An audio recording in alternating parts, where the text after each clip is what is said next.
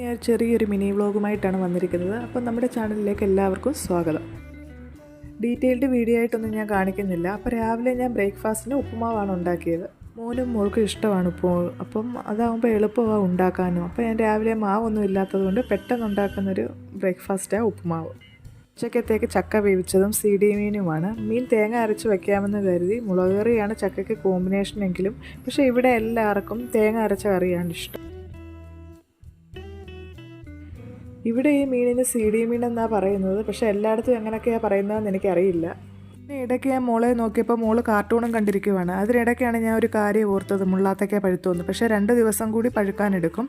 അപ്പോൾ വളരെ ഗുണമുള്ളൊരു സാധനമാണ് മുള്ളാത്തക്ക എങ്കിലും പക്ഷേ അതിൻ്റെ ടേസ്റ്റൊന്നും വലിയ എനിക്കിഷ്ടമല്ല.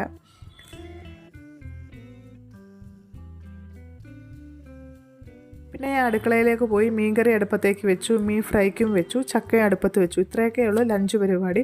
പിന്നെ അടുക്കളയിലേക്ക് പ്രത്യേകിച്ചൊന്നും കുക്ക് ചെയ്യാനൊന്നും ഞാൻ നിൽക്കാറില്ല. പിന്നെ രാവിലത്തെ എന്തെങ്കിലും ഉണ്ടെങ്കിൽ രാത്രി വേണ്ടവർക്ക് അത് കഴിക്കും. പിന്നെ എൻ്റെ ഒരു ചെറിയ വ്ളോഗ് എല്ലാവർക്കും ഇഷ്ടപ്പെട്ടെങ്കിൽ ലൈക്ക് ചെയ്യാനും ഷെയർ ചെയ്യാനും സബ്സ്ക്രൈബ് ചെയ്യാനും മറക്കരുത്. താങ്ക്